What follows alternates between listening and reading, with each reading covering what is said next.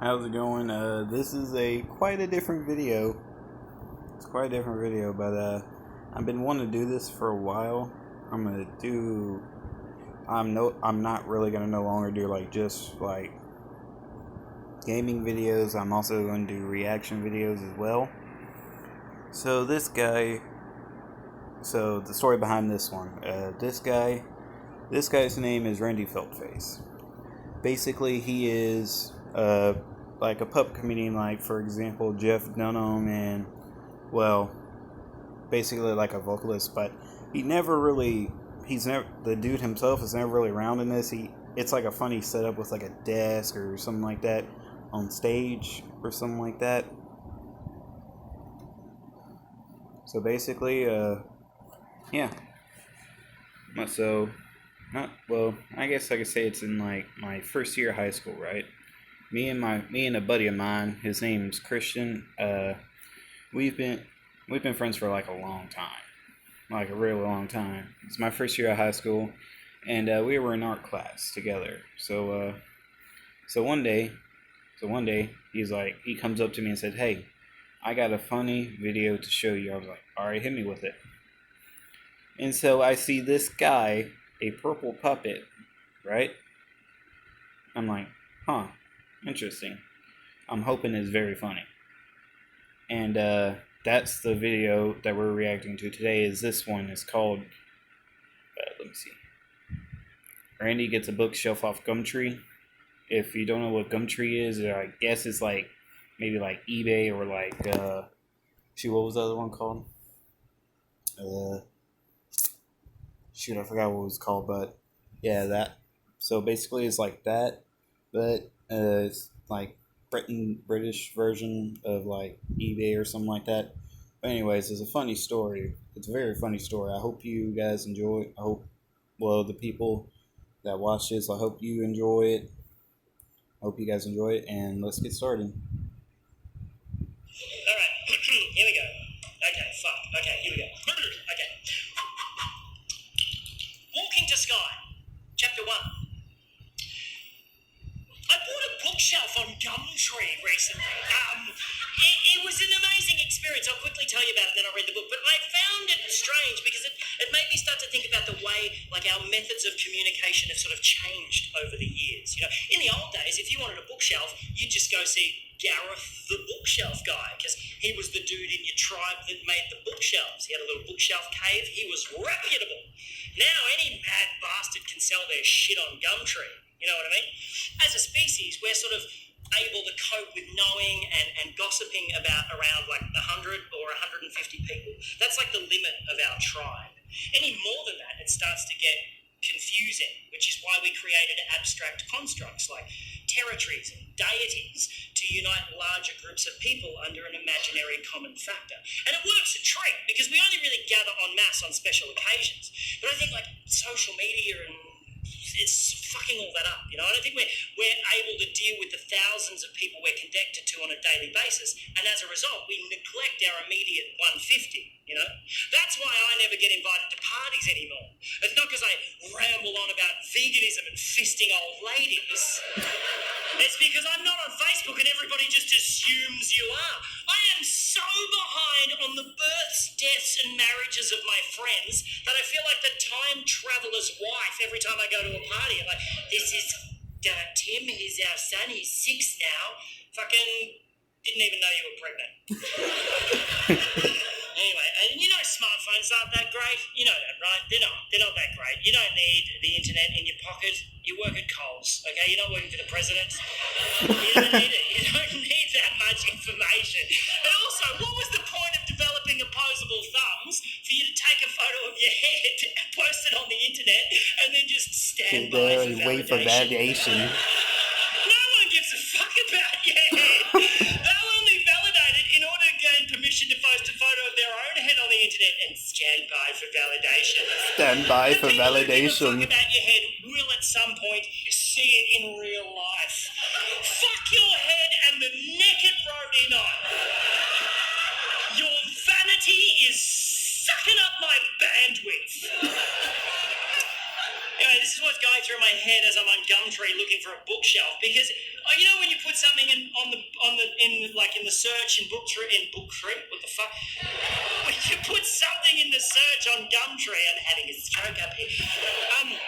Yeah, when you put something in the search, right, and like, there's always a couple of things that come up in the list that are like the polar opposite of what you search for. I'm like, get out of my head, Gumtree algorithms, conspiracy. No, but seriously, you type it's like bookshelf, and it's like bookshelf, gramophone, bookshelf, combine harvester. What the fuck? Combine harvester. That's actually a pretty good price. Anyway, on this particular day, I found 2 bookshelves that worked for me in terms of cost and, more importantly, geographical convenience, because I'd be fucked if I'm driving to Broadmeadows to pick up a bookshelf, right? So I type in bookshelf and I see the 2 things, and I'm like, okay, one seller is Kathy, the other is Morgan. I send them both the same text message. Hello, I saw your bookshelf on Gumtree. Is it still available? Kathy texts back straight away saying, sorry, it went this morning. That's cool, Kathy. I'm sorry I gave you an annoying voice in the retelling of this story. Morgan's response came through a couple of minutes later and simply read, it was my wife's bookshelf. How do you respond to that? Aside from the fact that it doesn't answer my fucking question, his use of past tense in that sentence unnerved me slightly. I'm like, oh, I should probably just find another bookshelf. And then I noticed he lived in the suburb next to me, so I replied, is it still available? He responded with the letter Y. Just a Y. Is he asking me why I want to know if it's still available? Or is it a Y for yes, and he's so in the throes of grief that he can't manage the E and the S? I assume it's a Y for yes, so I respond, cool, I'll take it. When's a good time to come and pick it up? No reply for 15 minutes. I'm like, oh, he's forgotten about me. Fuck it, I'll find another bookshelf. And then when his reply actually does come through, I realise he spent those 15 minutes crafting his response because it's a fucking thesis. A thesis? He must have felt so bad about only using a single consonant in his previous text that he just massively overcompensated with this one. Also, for some reason, felt that the use of punctuation entirely unnecessary. So really? It's just one obscenely long sentence which reads, you must come and pick up now. I only have short time here at house and also it wide. So bring van or trailer and there stair. But I can help you carry downstairs. If you come park out front, walk up past Ringdale, and I will help you carry it to trailer or van. I only accept cash. And if you do not come now, I will sell it someone else.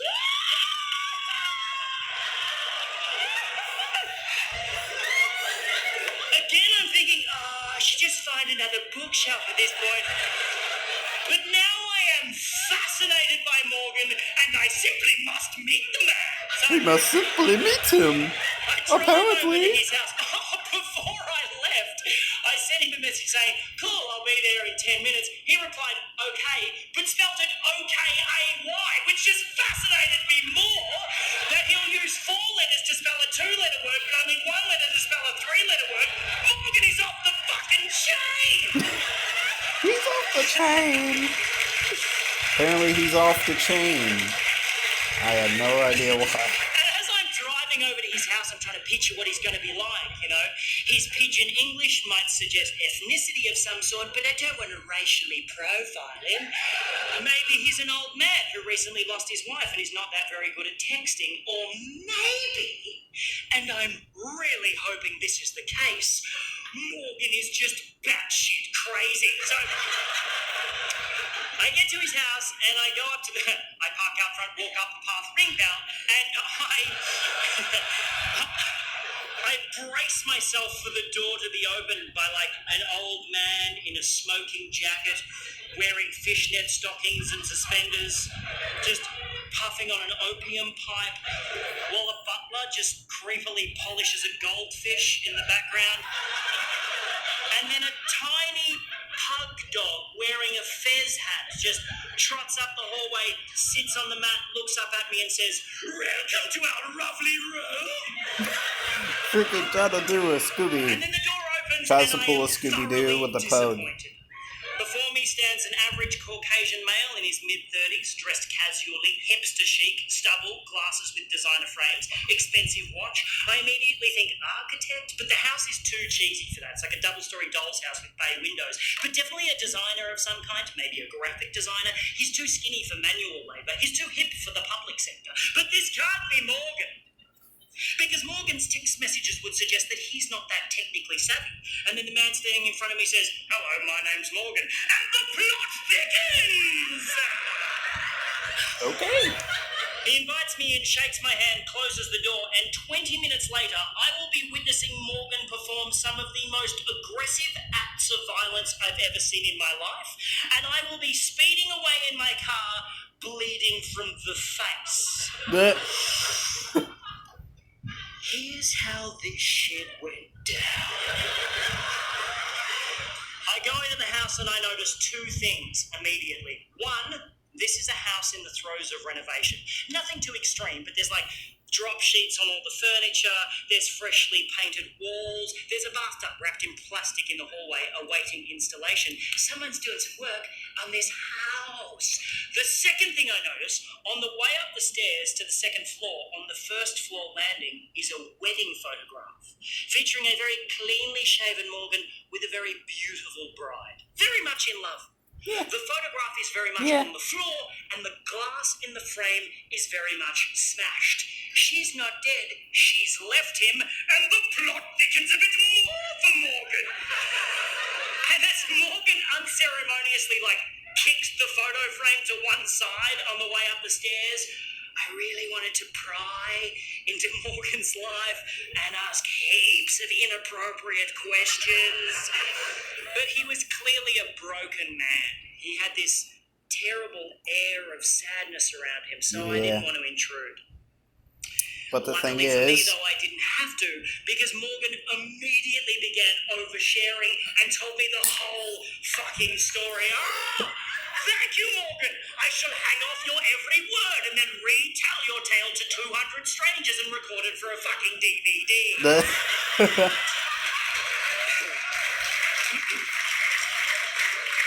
He is a graphic designer, yes, and he's really good at it. He does massive rebranding campaigns for large corporations. He gets flown all over the world doing this shit, right? About 4 years ago, a woman hired Morgan to rebrand her florist business, and he did such a great job, she married him.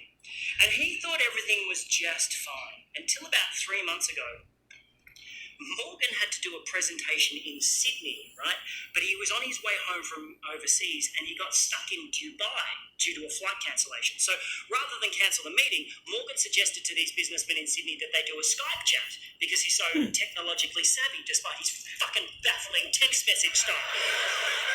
So Morgan checks into a hotel, cracks open his laptop and starts Skyping with this room full of businessmen in Sydney who are all watching Morgan on a massive screen on their boardroom wall, right? And everything's going great. Morgan is totally nailing it until about halfway through, he realises that a file he wants to show these dudes is on the desktop of his home computer back in his home office in Melbourne. And he decides to live share the desktop of his home computer on the Skype chat. He knows how to do that. He can control his computer remotely from anywhere in the world. It's not particularly new technology, but Morgan makes it sound so impressive. So this room full of businessmen are all watching keenly like, "Oh, Margaret, bring in some biscuits. There's some newfangled shit going on in here." As Morgan clicks a few buttons and brings up the desktop of his home computer on the Skype chat. Now, what Morgan doesn't realise is that his wife has been using the photo booth app on that particular computer to take pictures of herself. for it. To take naked pictures of herself. To take naked pictures of herself doing some pretty fucked up shit. It's embarrassing to say the least. Just as Margaret came back in with the biscuits, "I've got you the..." Now, those of you who are familiar with the photo booth app will know that how it works is it accesses the built-in camera in your computer and with a click of a button takes a photo of you when you're standing in front of the screen. And if you know that, you'll also know that if you leave that application open, the camera also stays open. witnessing whatever may be happening in front of the computer in real time, such Yep. as your wife in your home office fucking your best mate.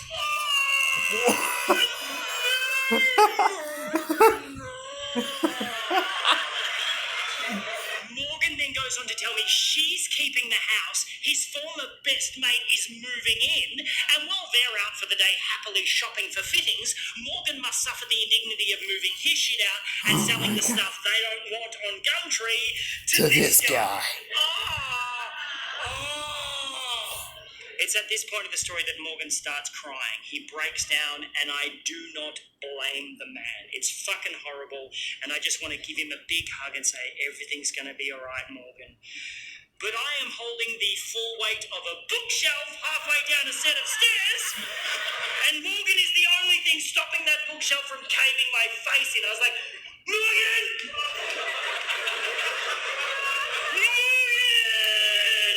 And Morgan managed to pull himself together for about 8 seconds and then just went and let the bookshelf go. I fell backwards. It literally rolled over me and took out the light hanging above the staircase. I'm now lying on my back getting showered in broken glass as the bookshelf turned end over end and just went thonk right through a freshly painted wall at the bottom of the stairs. Like,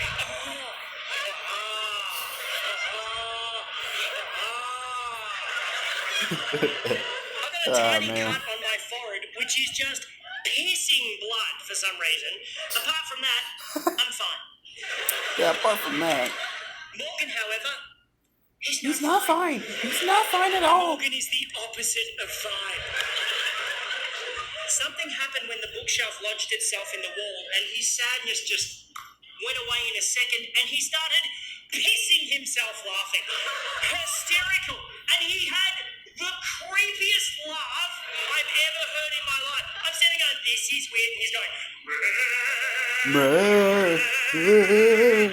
like some sort of demonically possessed baritone kookaburra. He's like,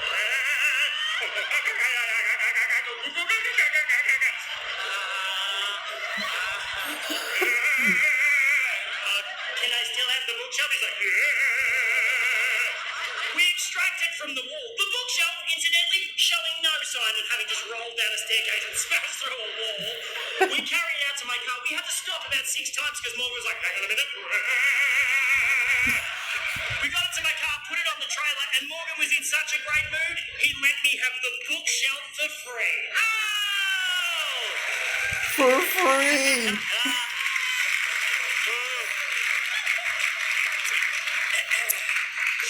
But that's how it should end. And that's where the story should end. That's where it should end. But there was something about the bookshelf going through the wall that flipped the fucking switch in Morgan's head, and he is now hungry for more destruction.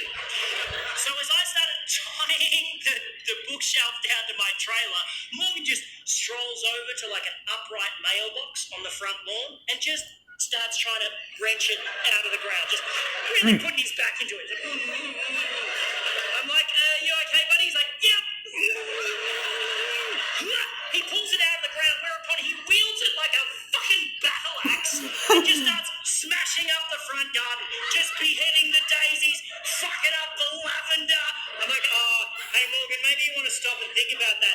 And he wheeled around and looked at me like Jack Nicholson chasing Shelley Duvall up the stairs in The Shining and said, why don't you mind your own fucking business? Yep, cool man, yep. Now, I like tying knots. I'm quite good at tying knots. If I tie something down, I take my time because I want it to stay there. But as Morgan nonchalantly strolled up the driveway, rolled up the garage door, and put the mailbox through the windscreen of an Audi? Howdy. I must admit, I kind of rushed my knot tying job. I got in the car, I'm about to drive off.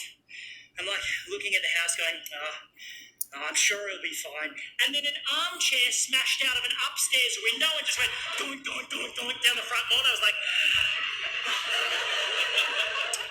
what's my duty of care in this situation?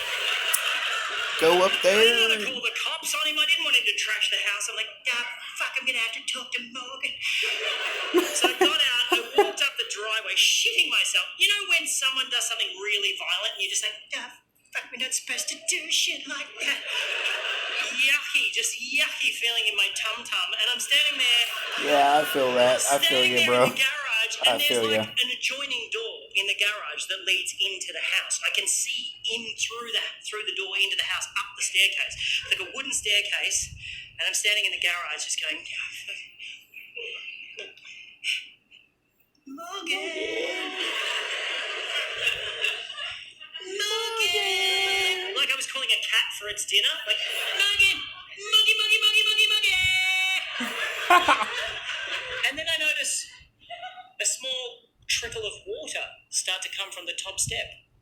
And then a little bit more water, and then quite a lot of water. Just pissing down the stairs like a shitty water feature. I'm like, that can't be right. And then Morgan appeared on the top step holding a hammer like this. I was like, whoa! He's like, starts running at me, wielding the hammer, going, I'm like, oh no, man, I just wanted to buy a bookshelf. He's like, run straight past me. I'm like, where are you going? He's like, made a beeline for my car. I'm like, no, man, stop. He's like, stop it, just stop. He spins around and goes, I just checked my phone. She texted me 15 minutes ago saying she'll be here in 15 minutes.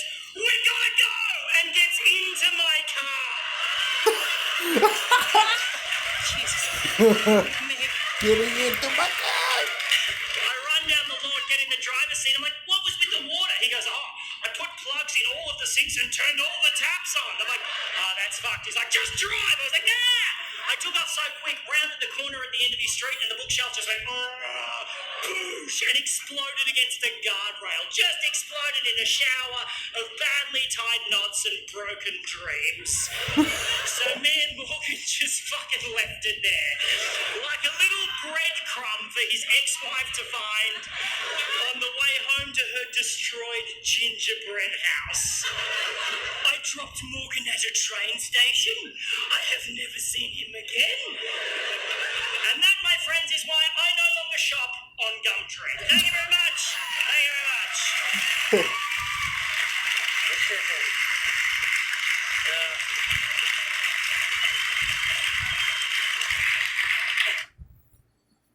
Well, that was Randy Feltface, man. Like, dude, this guy's just freaking funny. This guy's just freaking hilarious. So, but I hope you guys enjoyed, and I'll see you guys later in another video.